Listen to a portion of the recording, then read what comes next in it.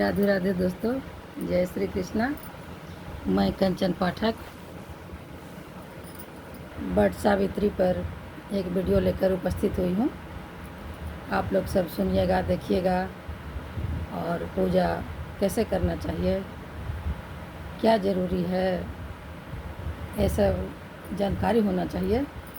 ये नहीं कि जैसे मन में आया वैसे पूजा कर दिए, तो इस तरह से पूजा नहीं होता है।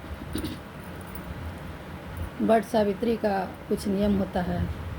साल में एक बार ही त्यौहार आता है और हम लोग का परंपरा में है कि शुरू से ही वट वृक्ष का पूजा हम लोग करते आए हैं।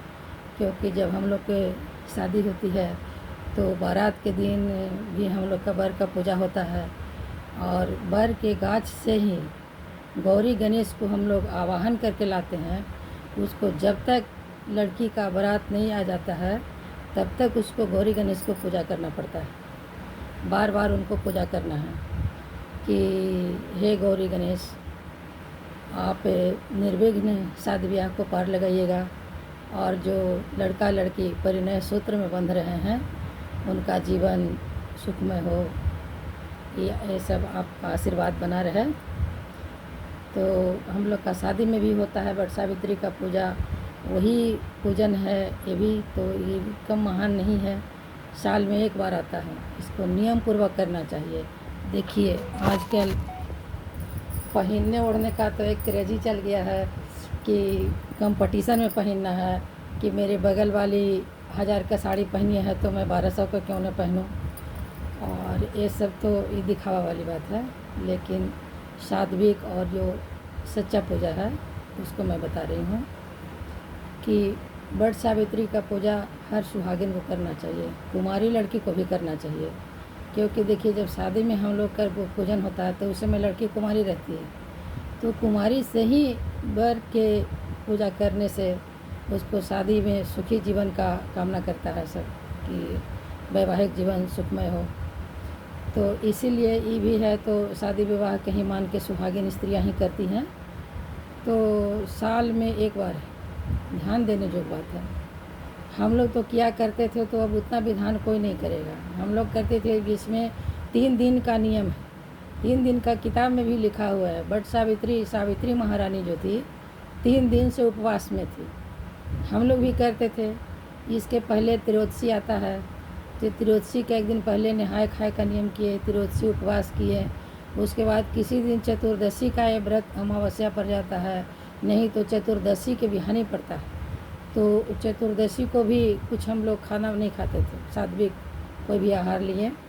उसके बाद वट सावित्री के पूजन करके तो बहुत लोग कोई मीठा खाना खा लेते हैं, कोई उस दिन भी फल फलहार में रह गए, कोई निर्जला भी रखते हैं।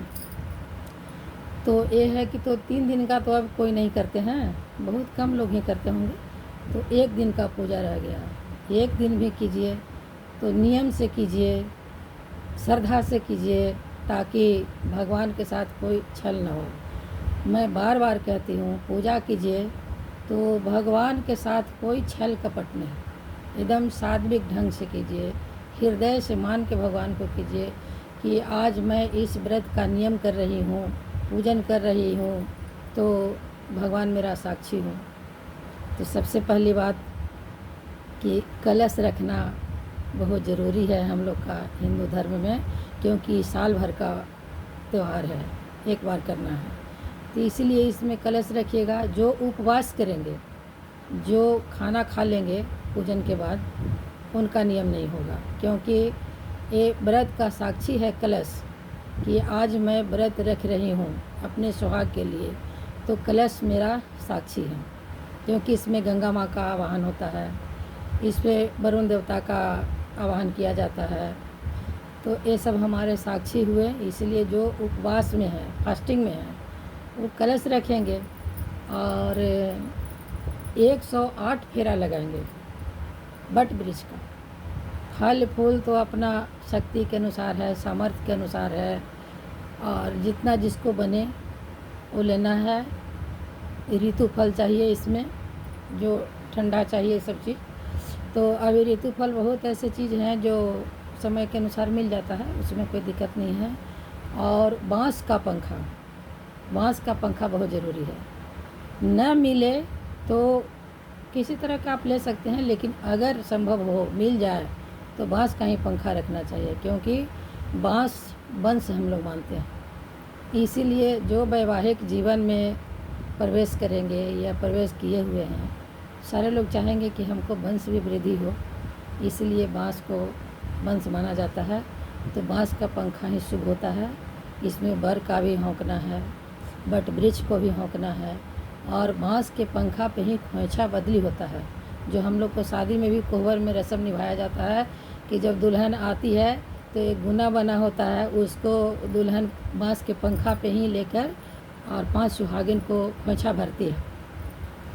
तो इसमें भी वही है, 5 हो, 7 हो, 11 हो, सुहागिन को खोइछा भरना चाहिए और उसको पंखा से ही देना चाहिए कि ताकि उसका भी वंश वृद्धि हो। उससे भी लेना चाहिए कि ताकि मेरा भी वंश वृद्धि हो। चाहे जो महिलाएं, माताएं, बहनें जिनको भगवान औलाद दिए हैं, नाती पोता से भरे हुए हैं, तो उनका परिवार सुखमय रहे, उनका वंश आगे प्रोग्रेस करे, सुख चैन से रहे। तो ये सब कामना के लिए बाँस का ही पंखा चाहिए।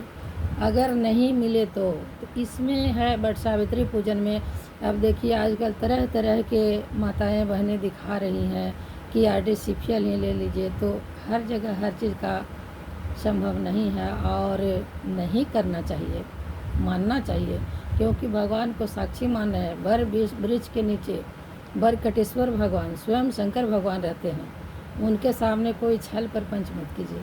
अगर आपको पंखा नहीं मिलता है तो इसमें विधान बताया गया, आप बर के पत्ता से पंखा का काम कर सकते हैं, नियम कर सकते हैं। उसी को 7 जगह रख के पूजा कीजिए, 7 जगह नैवेद्य चढ़ाइए, जो सब सुहागन में बांट लीजिए और उसी पंखा पत्ता से बर को होंक दीजिए।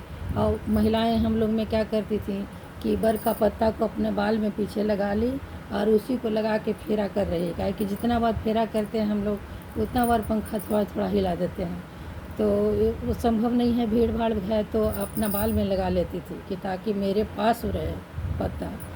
तो जब बर का पत्ता का महत्व है तो फिर आर्टिफिशियल क्यों करेंगे, नहीं करना चाहिए। तो ये सब नियम है। कलश रखिए, पूजा कीजिए, दान पुण्य अपना शक्ति के अनुसार कीजिए और फेरा 108 बार लगाइए। जो बूढ़े बुजुर्ग हैं एकदम नहीं सक रहे हैं, उनके लिए 54 बार है, 21 बार है, 11 बार, 5 बार। ये तो मने हुआ ना कि हम आए हैं पूजा करने तो चलो किसी तरह से अपना नियम को पूरा कर लेते हैं। नियम नहीं, थोड़ा परिश्रम कीजिए। पति की लंबी आयु के लिए व्रत है,